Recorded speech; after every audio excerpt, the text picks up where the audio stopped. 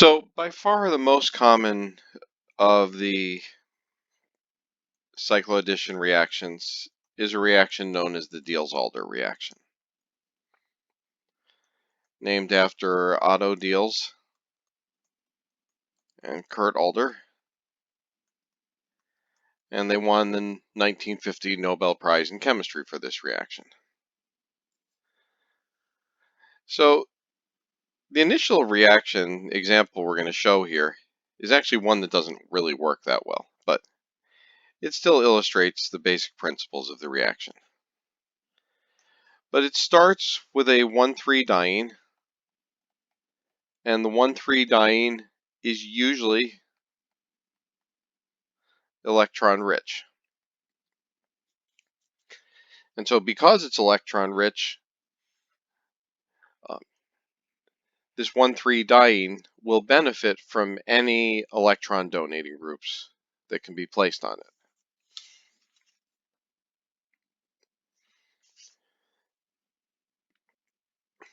The second piece is an alkene, or in this reaction becomes known as a dienophile, and the dienophile is usually electron poor. And so it benefits from having electron withdrawing groups. The basic mechanism of this reaction is, as we saw earlier, the flow of the pi electrons,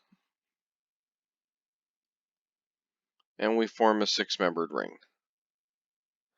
So we lose two pi bonds in the process, but we also form two new carbon-carbon single bonds. Now, a couple important properties of this reaction. First of all is that the alkene, or the dienophile, always retains its stereochemistry.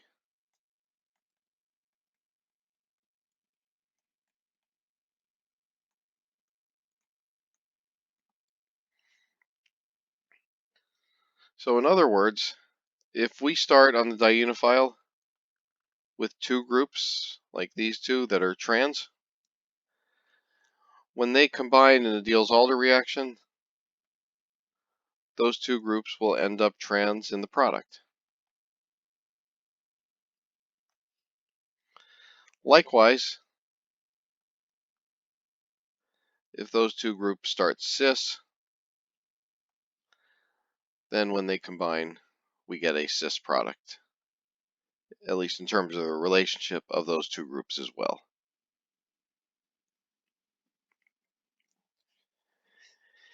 The other important stereochemical piece of the Diels Alder reaction is that the diene must be in what we call an S-cis conformation.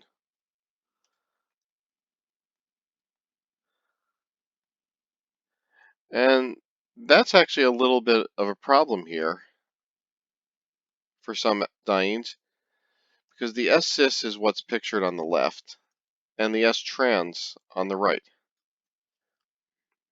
The S-trans is the more stable conformation of the diene, but the S-trans can't react.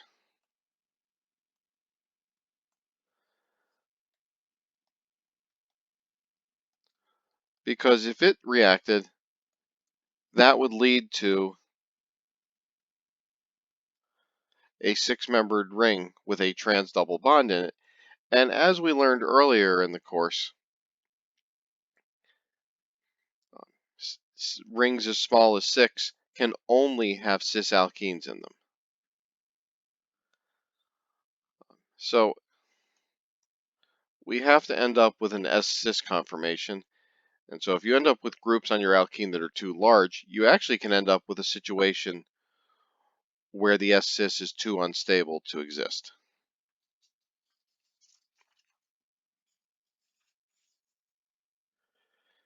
And so the Diels Alder reaction is known as a 4+2 cycloaddition